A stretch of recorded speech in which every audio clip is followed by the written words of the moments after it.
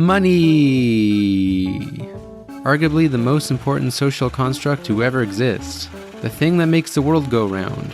But how did money first come about? What are its origins? Spoiler alert, what you are probably told about the origins of money is completely wrong.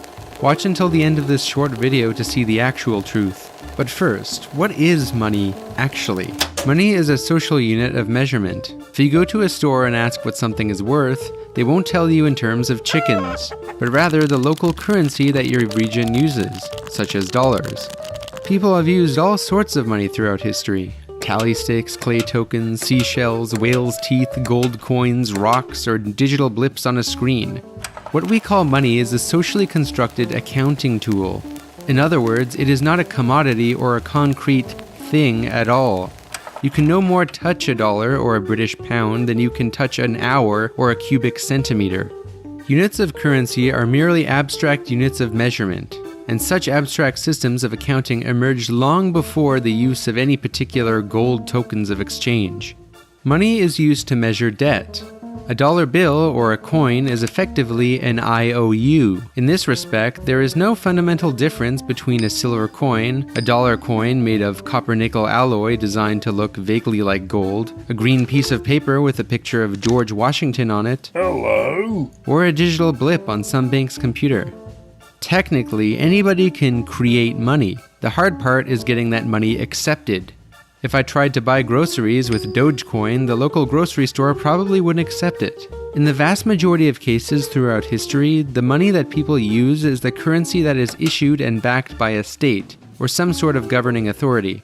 Usually the tax imposed in that currency is what gives that currency its value, because the tax guarantees a demand for the currency and legitimizes its use. It's not just backed by faith, it's also backed by a little coercion. But how did money actually come about? What are its real origins? Surprisingly, there are very few videos or books that accurately describe the origins of money, and the ones that do exist are filled with fictional tales, with no evidence. The barter myth. Try imagining life before money. It's pretty hard, isn't it? The conventional story about the origins of money, we are told, is that humans started off with barter for many years. Then we started to use commodity money, such as precious metals, because it was much more easier and convenient. And then we started to use virtual credit money like we do today. This story was first popularized by Adam Smith, father of economics. And the story is constantly still told to this day by introductory orthodox economics textbooks. Even many orthodox economics professors continue to tell the story today without any second thought. This barter story of money is so deeply established in our common sense that most people on Earth couldn't imagine any other way that money could possibly have come about. But here's the problem. There is no actual evidence to back this barter story up. Not just insufficient evidence, but literally no evidence. There is no anthropological evidence that any ancient society based an economy on bartering, and there is an enormous amount of evidence suggesting the opposite. Anthropologists pull their hair out every time they hear an orthodox economist tell this mythical story. For centuries now, explorers have been trying to find this mythical land of barter, none with success. The definitive anthropological research on barter by Cambridge professor Caroline Humphrey could not be any more clear in its conclusions. Quote, "No example of a barter economy, pure and simple, has ever been described, let alone the emergence from it of money. All available ethnography suggests that there never has been such a thing." For further learning on the history of money, I would highly recommend reading the critically acclaimed book, Debt, The First 5,000 Years, by anthropologist David Graeber, as well as David McNally's book, Blood and Money. These two books inform the insights of this video. Now, none of this is to say that barter itself never existed. It just never took place on the grand scale that people thought it did. There were no economies based on barter. When you think about it, having an economy based on barter doesn't even make sense on a conceptual level. Barter always requires a double coincidence of wants.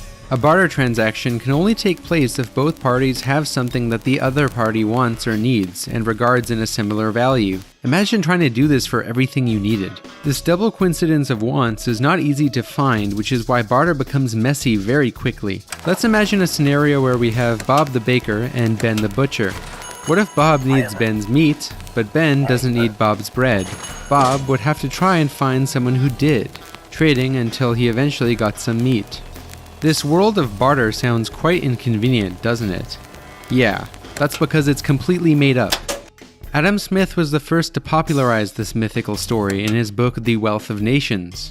Adam Smith first got the idea from Aristotle, who himself admitted that his hypothesis was purely speculation. Adam Smith just ran with the assumption and wrote about an imagined world of barter, where societies just exchanged things directly without any kind of money. And money spontaneously arose horizontally with markets. No hard evidence, just pure assumptions. He assumed it to be true because it appealed to people's basic common sense. Stanley Jevons, for example, who in 1871 wrote what has come to be considered the classic book on the origins of money, took his example straight from Adam Smith. Around this time, missionaries, merchants, and adventurers traveled the world, many of them bringing copies of Smith's book with them, expecting to find this land of barter. None of them ever did. They did discover an endless variety of different economic systems, but to this day, no one has been able to locate this imagined world of barter, where the dominant mode of economic transaction takes the form of "I'll give you 30 chickens for that cow." But economists simply ignored this information, and despite consistently finding no evidence, the false barter tale of the origins of money continued to be told, and many still tell it to this day, despite all the new anthropological evidence that has come out since then. And if you think about it, it's not a very big surprise. People believe in all sorts of silly myths. Check out my video on the deficit myth if you haven't already. Okay, now that we know the barter story is a false myth, then what are the actual origins of money?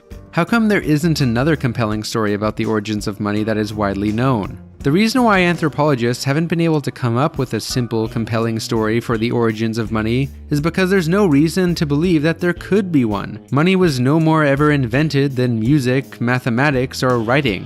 What we call money isn't a physical thing that was randomly invented like the light bulb or gunpowder. Money is a way of comparing things as proportions, saying that 1 of X is equivalent to 2 of Y. Thus, this thing that we call money is probably almost as old as human thought itself. In fact, there is evidence of money existing as far back as writing. The earliest found evidence of writing was actually about money. It was about keeping track of transactions and details of debts. Writing was not invented by poets, it was invented out of the need for accounting. So what are the exact specific origins of money? Well, we don't know. And we probably never will know. Nobody just sat down and wrote a memo saying, "Today I invented money." While money as an accounting tool is older than civilization itself, throughout human history, as far back as we can find evidence for, all forms of accepted money used in organized societies were issued, overseen, and managed by some form of state or local authority, whether it's an arbitrary hierarchy or a democratic hierarchy.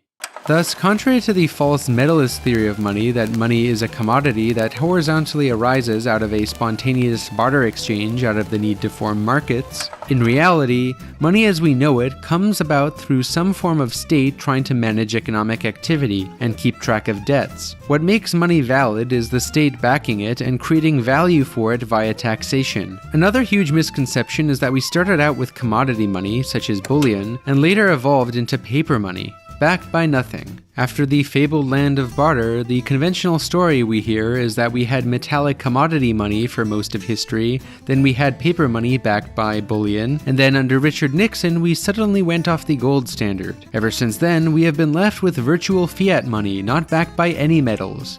Libertarian goldbugs like to call this fake money. The narrative is basically that money is getting faker and faker, and that virtual money is a new thing. But again, this conventional narrative of monetary history is completely backwards. We did not begin with barter, discover money, and then suddenly develop credit systems. It happened precisely the other way around. What we now call fake virtual money came first. Coins came much later, and their use spread only unevenly, never completely replacing credit money systems. Surprisingly, barter has mainly been used by people who are used to cash or coin transactions and who temporarily do not have access to currency for one reason or another. Okay, now that we know that the barter story is false, then why do so many orthodox economists continue to tell this barter story despite the evidence? Are they just ignorant or lying? Let's assume the former. The barter story is a foundational narrative to rationalize our economic system. It seeks to explain money and markets as a spontaneous horizontal phenomena rather than a social construct regulated by governing authorities that could be subject to change depending on that governing authority. This false story of money makes it easier to perpetuate the myth that governments have to rely on taxpayer money in order to spend on goods and services, because it depicts money as a scarce resource that can exist independently of the state. The barter story is also central to the myth of free markets. By assuming that money arose completely independently from states, we can assume that a world of free markets, completely independent of the state, is possible. But in reality, the dichotomy between states and markets is a false one. Anthropological and historical evidence shows that states create markets, and markets require states. Markets could not continue without states, at least not in any of the forms that we would recognize today. Anyway, the subjects of markets and states is an even more complex topic that we simply do not have time for in this video. But I hope you learned something from this one. And if you did, definitely share it with anybody who you think would benefit from this information. And speaking of money, I need some of it in order to keep this channel going. We need your help. The algorithm does not promote educational political content and instead just floods people with superfluous drama content and useless spectacle. If you have money to give to corporate giants like Netflix, then why not help support some of your favorite content creators if you get value out of them? Special thanks to all of my lovely patrons who support the channel. Special shout out to Butters, Noam Chomsky, Jessica C, JAlphabet89, Michael Porter, Grau13, Demonic Tree Hugger, and Andrew. And all of the rest of the lovely people on the screen. And if you enjoy this content, definitely check out my second channel, One Dime Radio. I run a podcast available on Spotify, Apple, and YouTube. You can find it in the description. Check it out if you want to learn more about the history of money and how the world works. See you next video.